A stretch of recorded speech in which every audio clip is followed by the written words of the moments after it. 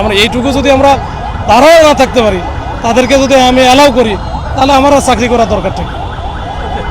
আজকে গণতান্ত্রিক বাম জোট যেটা ছিল, ওনাদের প্রোগ্রাম ছিল মাননীয় প্রধান উপদেষ্টার কার্যালয় অভিমুখে পদযাত্রা। তো এই পদযাত্রা হঠাৎ করে দেখি যে আমাদের এখানে আমরা আগে থেকে প্রিপারেশন ছিল আমাদের মধ্যে। আমি ওনাদের সাথে কথাও বলেছি। তো ওরা হঠাৎ করে ঢুকে যায় হচ্ছে এই বাসভবনের দিকে। তখন আমরা ওদেরকে বাধা দিই। বাধা দেওয়ার পরে আমরা বলি যে এদিকে যাওয়া যাবে না, আপনাদের যদি কোনো বক্তব্য থাকে বা স্মারকলিপি থাকে, আমি কথা বলেছি, আপনাদেরকে আমি প্রতিনিধি পাঠাই দেব। প্রতিনিধি পাঠাবো এই কথা বলার পরে তারা কিছু রাজি হয়েছে একটা পক্ষ, আর একটা পক্ষ এরা ব্যারিকেড ভাঙবেই। তো আপনারা এখানে অনেকেই ছিলেন, ব্যারিকেড ভাঙতেছিল, আমাদের সাথে ধস্তাধস্তি হচ্ছিল। আমরা কোনোভাবে কিন্তু তাদেরকে আমরা লাঠিচার্জ বা কিছু করার কোনো সুযোগও আমাদের ছিল না, আমরা করিও নাই। পরে আমাদের এসি, আপনারা জানেন যে এসি রমনাজন, ওকে হঠাৎ করে এক সাইডে ও গেছে, ওকে ধরো ব্যাপক আকারে পিটাইছে। ওর গেঞ্জি টেঞ্জি টি শার্ট যা ছিল সব ছিঁড়ে গেছে। আমরা যারা আছি আমাদের দেখেন এগুলো কিন্তু কিছু নাই, আমরা কিন্তু লাঠি আমাদের হাতেও নাই, কিচ্ছু না, আমি কিন্তু খালি হাতে আছি।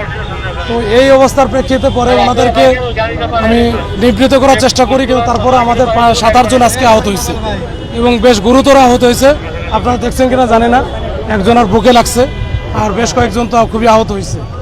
এই জিনিসটা করা, এটা তো এটা মানে আমাদের হচ্ছে একেবারে সেটেলমেন্ট এগ্রিমেন্ট ছিল যে তারা আসবে এখানে, এখান থেকে আমি পাঠাই দেবো প্রতিনিধি 5 জন, যে তারা কথা বলে আসবে।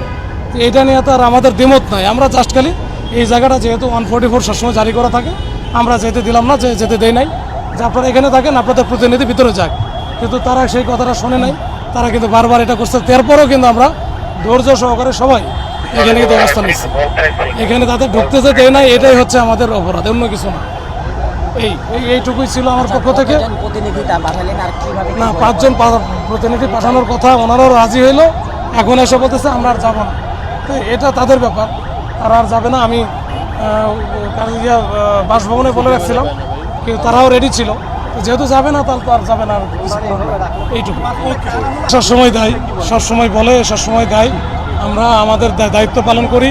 আজকে দেখছেন আপনারা তো সব এত মিডিয়া আছে, কোথাও দেখছেন যে আমরা লাঠি পিটাইছি বা আমাদের যে ওয়াটার ক্যানন আছে কিছু করছি বা সাউন্ড গ্রেন মারছি, কিছুই করে নাই। আমরা এইটুকু যদি আমরা তারাও না থাকতে পারি, তাদেরকে যদি আমি অ্যালাউ করি, তাহলে আমার চাকরি করা দরকার ঠিক।